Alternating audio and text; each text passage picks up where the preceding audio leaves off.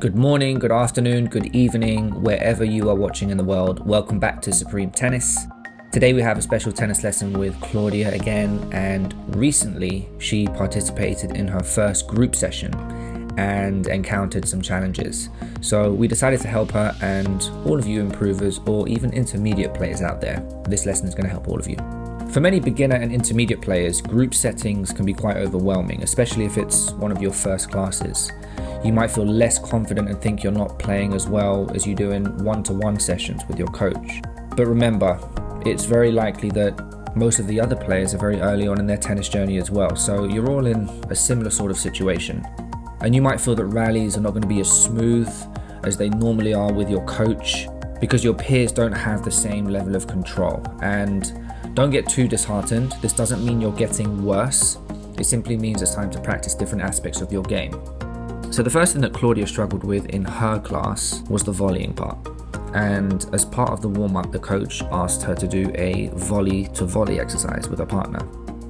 We're just going to focus on the forehand side. We're going to teach Claudia the volley. And first off, we're getting her to make contact with the ball without a bounce. Okay, we're keeping it very simple. And we're just reinforcing the idea of no swing. So she's just tapping the ball back to me.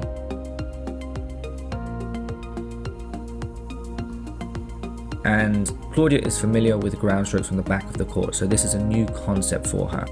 So we started off by having her hold the throat of the racket and literally just tapping the ball back to me, like I said, with no swing. Next, she's going to lower her hand down the grip, and if you can, try to add a little bit of backspin without opening the strings at contact. So without chopping down on the stroke, come down on the ball ever so slightly, and that's what's going to help you get a little bit of backspin. But notice how the strings are almost completely square to the ball the whole time.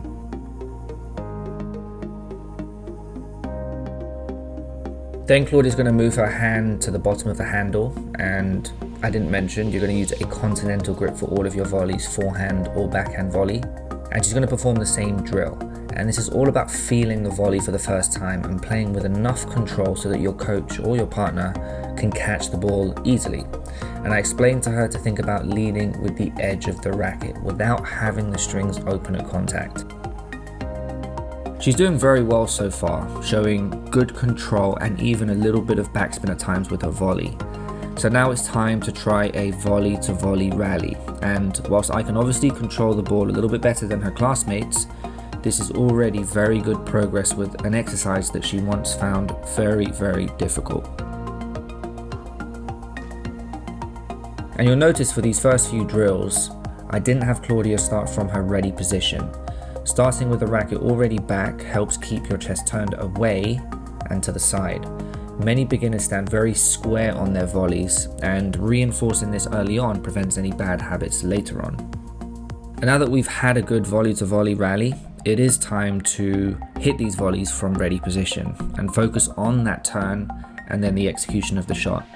We only worked on the forehand volley today, but it's important to learn this from the ready position so she can eventually master the backhand volley as well.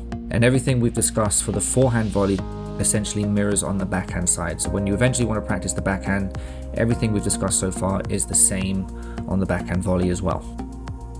And whilst doing this drill, I also explained to Claudia the importance of a firm grip on her volleys. So just before contact, squeeze the grip to get more stick and more power on your volleys. This helps you to feed off the incoming ball, helps you to feed off and keep the pace, use the pace coming towards you. So if you have a loose grip, you're going to get the opposite effect. It's going to absorb the pace. Now, Claudia might not feel it as much during the hand feeding exercises, but she will start to feel and understand the importance at a faster pace when she eventually improves her net game.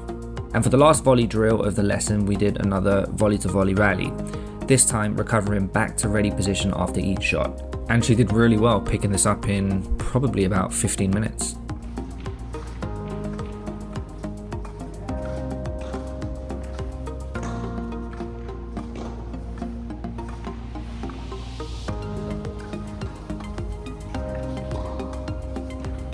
Okay, so the next thing that we looked at that Claudia found quite difficult and quite confusing was doubles match play.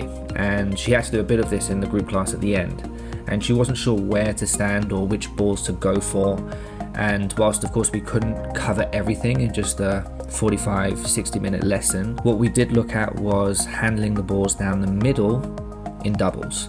And Claudia wasn't sure whether to go for these balls down the middle or not, and here's the rule: if it's your forehand, it's your shot, even if the ball is slightly on your partner's side. So I placed a line of cones clearly on the other half of the court to help her understand that shots anywhere in this region are her responsibility. And the reason this is the case is because we want forehand dominance. And since most players have stronger forehands, the player whose forehand is closest to the middle should take the shot. So if both players are right-handed, the player on the left side, so the ad court, typically takes all shots down the middle.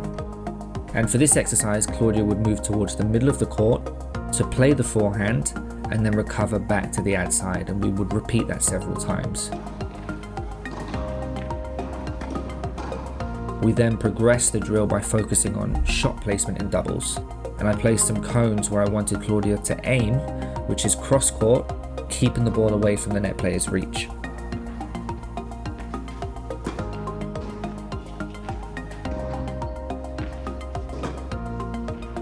The last thing that Claudia struggled with was rally consistency, so getting a long rally with her partner. And she found it very frustrating because she actually spent more time picking the balls up than she did actually playing. And she's used to longer rallies with me because I can feed the ball to her nicely, I can keep that same level of control. But in the group setting, the rallies are never going to be as smooth or consistent. So to build control during rallies, we did a quick drill aiming for 10 consecutive shots. So I started with 1 shot, then 2, and then 3, and so on until we reached 10 shots in a row. And having me volley at the net for this exercise makes it that much more challenging for Claudia, as the ball comes back sooner, it comes back a little bit quicker. So it is good practice, and it's going to give her more time when playing with someone else from the baseline. So this improves her anticipation, her ball reading, and her reaction time, which is also going to allow her to get in better position for the shots to allow her to play with more control. So if you're a beginner, improver, or even an intermediate player, this video will hopefully give you more of a confidence booster for your next group class. Whether you have one-to-one lessons with a coach or know someone with a higher playing level, try these exercises because they can really help you out. As always guys, thanks for tuning in. Don't forget to like, comment and subscribe. I hope to see you in the next one.